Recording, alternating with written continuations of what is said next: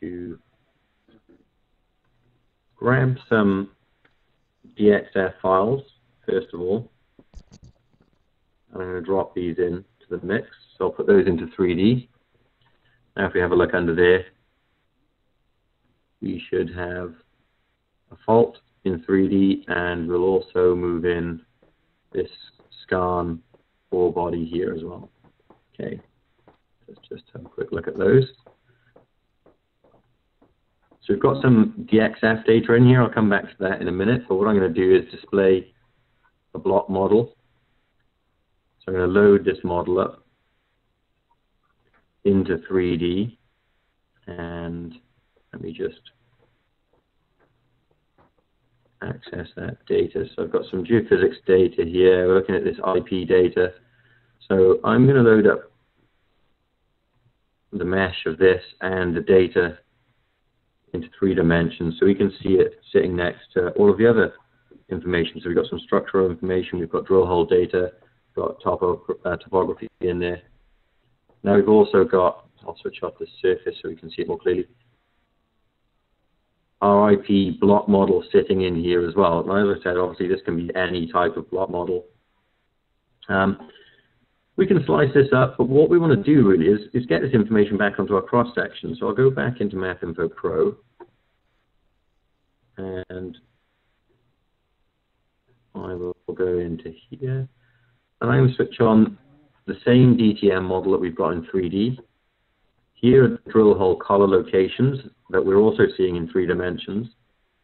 And I also imported those DXF files just so you could get an idea of how they would look. So those DXF files have come from separate software. I've imported them into 2 dimensions and projected them into the right place so we can see from the plan view above where the outline of that skarn ore body is below the surface. I've also done the same thing with the fault. So you can see that's kind of dipping down here to the south in that direction from the plan view. And I've also got that prospect structure file on there showing the various different faults. So we've got all the data in 2D and 3D. Now what I'm going to do is create 2 cross sections in this drill hole project. So I'll select both lines across where I want to do this. So I'll go into drill holes, define new sectional plan, and I've done this previously, so I am going to use the last settings applied. So that's going to display the rock type from the DH Geology folder, which I've got here, onto those cross sections. So you create your cross sections. I'm just going to do these 2 first of all. So I tile my windows. We can see those are the lines across where we created the sections. This is just demo data, so don't read into it too much. Obviously, it's not exactly accurate or perfect in terms of what you do perhaps in reality. But the point being, we've got the cross sections here. Now, if I go into 3 dimensions again and go into my block model, so if I double click on this, I can go to the Slices tab. I can select Show. And what I'm going to do is I just want to show an arbitrary slice parameter from the Discover cross sections. So this allows me to see both of the cross sections that I just created in MapInfo Pro, and it's going to slice the block model based on those. So I click OK. So there we go. We can see it's sliced just on the cross section. So now, if I wanted to, I could zoom in. I can have a look at that in relation to the drill holes, the lithologies, the structural information, the actual resource boundary here, so we can start doing resource estimations back in 2D if we had that data from the voxel model in 2D. So that's what we're going to do. We're going to actually export that back. So I've created the slices. I go to my export model wizard, and I want to slice those. But I want to convert them into vector files, not image files.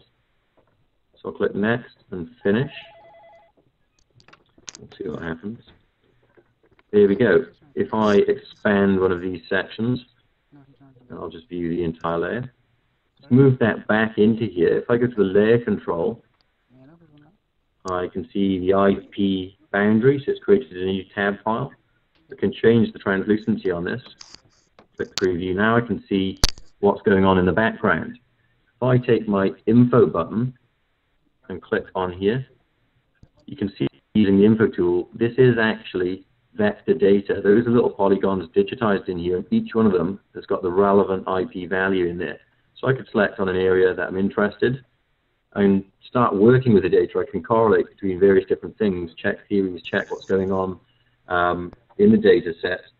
But if I then go back into 3D, kind of resource boundary here that's been created for me, I want to bring that back into my cross-section and see how this data relates to that. I can go into here, go to drill holes, go to the section manager, and within the section manager, we have this option here to display 3D models on the selected sections. And it will go ahead and digitize those both into the section, hopefully. So here we go. So it hasn't picked up anything on that, and probably because it doesn't actually overlap very much. Now if I go into this main section here, view the entire layer, and I'll just quickly change the transparency on the block model. Click preview. Now all of a sudden we can see the this mineralization or ore body boundary in relation to the actual value of the block model. So what we could do if we wanted to do some kind of basic estimation here is take that data. We could use this polygon to clip the raster, or to clip that data set rather, by this. Then we can start to get an understanding of what's actually going on in terms of value within the area of interest specifically. So you can start to really work with your data in much nicer ways than was possible in 3D by bringing it back into 2 dimensions.